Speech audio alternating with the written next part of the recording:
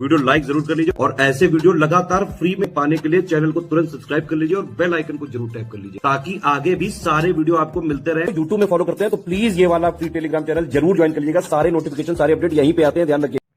Hello everyone, welcome to ROI study for civil services. Myself Alka Pandey. तो दोस्तों, इस video में हम लोग देख रहे हैं प्राचीन भारत का इतिहास और आज हम पढ़ेंगे भारत पर विदेशी आक्रमण।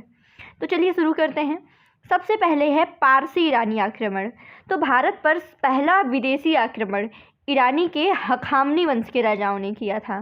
ठीक है, हखामनी वंश के राजा जो कि ईरान से बिलोंग करते थे और इसका जो संस्थापक था वो था साइरस द्वितीय, उसको कुरुस भी कहा जाता है। तो ये हखामनी वंश का संस्थापक था और ईरान के राजा कुरुस यानी साइरस द्वितीय के उत्तराधिकारी थे डेरियस प्रथम, दारा प्रथम। इन्होंने 516 ईस्वी पूर्व में कंबोज, पश्चिमी गंधार, सिंधु क्षेत्र पर विजय प्राप्त कर ली थी। डेरियस प्रथम जो था उसने कंबोज, दक्षिणी पश्चिमी गंधार, सिंधु क्षेत्र पर विजय प्राप्त कर ली थी 516 ईस्वी पूर्व तक। इसका प्रभाव क्या पड़ा पारसी आक्रमण का? तो इसमें देखिए, भारत का पश्चिम के साथ संबंध सुदृढ़ हुआ। दूसरा, विदेशी व्यापार को बल मिला। खरोष्ठी लिपि का विकास हुआ और अरमाइक लिपि के सहयोग से इसका विकास हुआ। ठीक है, और भारतीय जल और स्थल संपर्क साधनों में भी विकास हुआ। खरोष्ठी लिपि देख लीजिए क्या होती है। यह एक पारसी संपर्क से भारतीय पश्चिमोत्तर देशों में जन्मी एक लिपि थी और इसका जन्म ईरान की अरमेइक लिपि से हुआ था। ठीक है, ईरानी लोग जब भारत पे आक्रमण करते हैं तो उसके अरमेइक लिपि से प्रभावित होकर यहाँ पे खरोष्ठी लिपि का जन्म होता है, उसका विकास होता है। फिर है ईरानी आक्रमण के बाद ये देखिए यूनानी आक्रमण यानी मकदूनियाई आक्रमण। तो ईरानी आक्रमण के बाद मकदूनिया यानी मेसिडोनिया निवासी सिकंदर का आक्रमण भारत पे हुआ था। जो सिकंदर था वो मेसिडोनिया के क्षत्रप स्थानीय शासक फिलिप द्वितीय का पुत्र था और इसने भारत पे 326 ईसा पूर्व में आक्रमण किया था। ठीक है, इसका विजय अभियान देख लेते हैं सिकंदर का, काफ़ी इंपॉर्टेंट है, इस टॉपिक से भी क्वेश्चन उठ के आता है। तो भारत ने सिकंदर से खैबर दर्रा यानी खैबर पास से भारत में प्रवेश किया और सबसे पहले अश्वजीत, निशा, अश्वक जनजातियों को हराया। फिर उसके बाद तक्षशिला के शासक आम्भी ने आत्मसमर्पण कर दिया सिकंदर के सामने और सिकंदर से ये मिल गया और सहयोग का आश्वासन दिया। और आम्भी के बाद एक और शासक थे शशिगुप्त, इसने भी सिकंदर के सामने आत्मसमर्पण कर दिया था। ठीक है, फिर देख लेते हैं पौरुष का युद्ध, जिसको झेलम का युद्ध, कर्री का युद्ध, वितस्तता का युद्ध कहते हैं।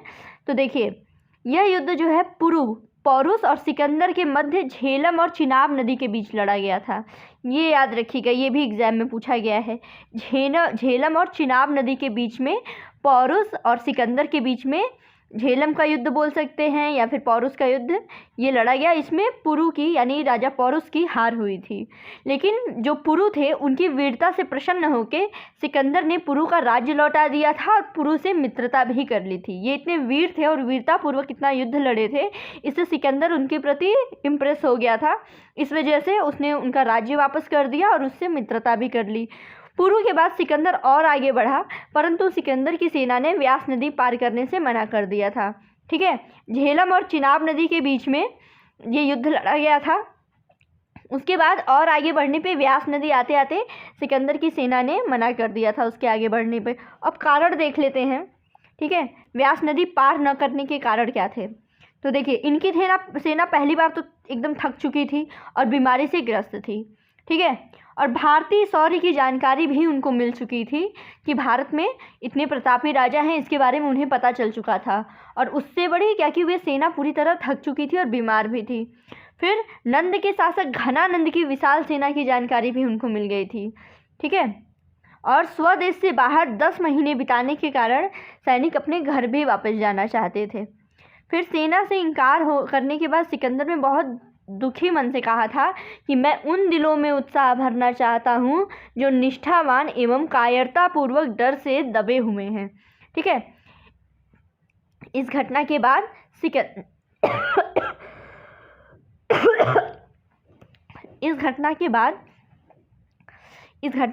सिकंदर विजित भारतीय प्रदेशों को अपने सेनापति फिलिप को सौंप करके वापस चला गया था। सिकंदर के बारे में कुछ तथ्य देख लेते हैं। सिकंदर जो था वो मकदूनिया का था, यानी मैसेडोनिया का, और वह फिलिप द्वितीय का पुत्र था। यह यूनानी राज्य मकदूनिया का शासक था। सिकंदर ने भारत में 2 नगर, फूकाफेला जो कि उसके घोड़े का नाम था उसके नाम पे, और निकैया अपनी विजय स्मृति में ये बसाए हुए थे। सिकंदर की अंतिम विजय पाटल राज्य के विरुद्ध थी। इसमें देखिए, जन्म इसका मकदूनिया यूरोप में, मृत्यु बेबीलोन एशिया में, इसका अंतिम संस्कार हुआ है अलेक्जेंड्रिया अफ्रीका में। सिकंदर एकमात्र महापुरुष है जिसका जन्म, मृत्यु और अंतिम संस्कार अलग अलग देशों में हुआ है। ठीक है, तो ये तो सिकंदर के बारे में कुछ तथ्य देख लिए। सिकंदर के कुछ प्रमुख सैन्य अधिकारियों को भी देख लेते हैं। तो देखिए, निरियार्कस जो कि सिकंदर का सहपाठी था और उसका जेल सेनाध्यक्ष था, और टॉलमी, ये लागोस पुत्र टॉलमी बाद में मिस्र का शासक बना था। लियानेट्रस ये सिकंदर का सबसे विश्वासी अंगरक्षक था। एब्रियस, इसे विशिष्ट सेवाओं के कारण दोगुना वेतन दिया जाता था। प्यूकेस्टॉस, ये मल्ल किले पर आक्रमण के दौरान इसने ही उस पवित्र ढाल को अपने हाथ में ले रखा था जिसे सिकंदर ने ट्रॉय के एथना मंदिर से प्राप्त किया था। इस ढाल को सिकंदर सदैव अपने पास रखता था। और हेफेस्टियान और पेडियस ये जो थे सिकंदर के सेनापति थे। भारत में सिकंदर की सफलता के कारण देख लीजिए कि उस समय में भारत में कोई केंद्रीय सत्ता नहीं थी। ठीक है, जगह जगह लोग विभक्त थे, अपने अपने राज्य चलाते थे, और सिकंदर की फौज भी बेहतर थी और उसे देशद्रोही शासकों से भी सहायता मिली थी। ठीक है, तो ये हमने देख लिया भारत में विदेशी आक्रमण। आगे देखेंगे अगले वीडियो में। Thank you so much.